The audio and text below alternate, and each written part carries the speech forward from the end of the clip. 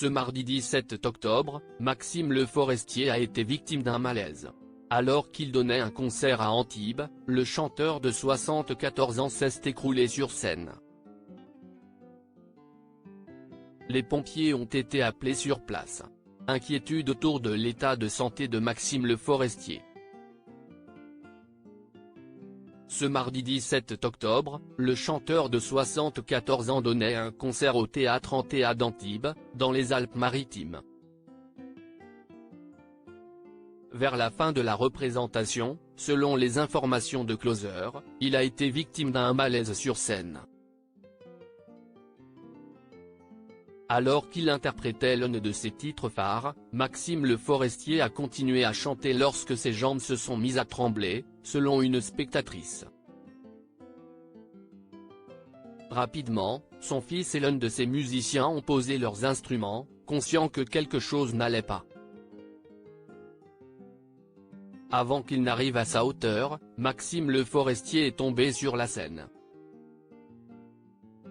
Des médecins et secouristes présents dans l'enceinte du théâtre ont rapidement rejoint le chanteur tandis que ses proches l'amenaient dans les coulisses.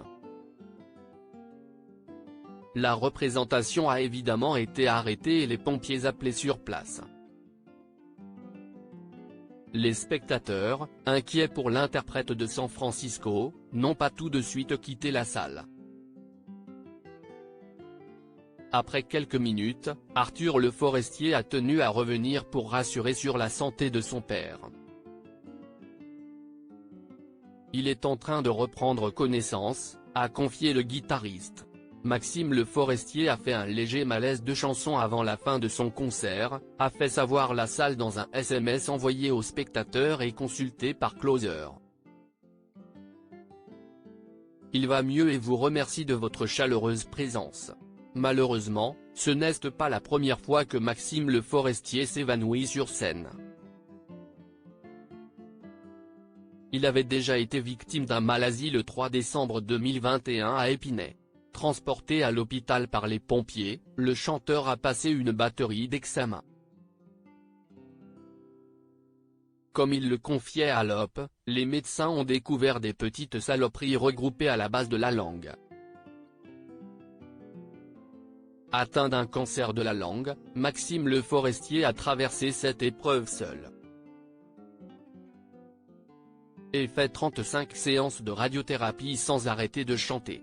Maxime Le Forestier, je n'étais pas certain de rechanter un jour. Contrairement à la chimio, la radiothérapie ne provoque pas d'effets secondaires visibles, ce qui m'a permis de rester discret, assurait-il en décembre dernier à l'OP. Je ne juge pas mes collègues qui en font état publiquement, parce que, face à la maladie, on est extrêmement seul. Je suis du genre discret. Je me suis renfermé sur moi-même, concentré sur ma guérison. Inquiet pour sa voix, le chanteur de 74 ans a tenu à enregistrer les concerts qui lui restaient pour garder une trace. Je n'étais pas certain de rechanter un jour, confiait-il. À l'annonce de la maladie, j'ai fait enregistrer les 5 derniers concerts parce que je tenais à conserver un souvenir de ma voix. Plus d'un an et demi plus tard, Maxime Le Forestier a retrouvé son public avec beaucoup de joie. D'abord pour chanter Georges Brassens, son mentor, puis pour une tournée de ses plus grands tubes.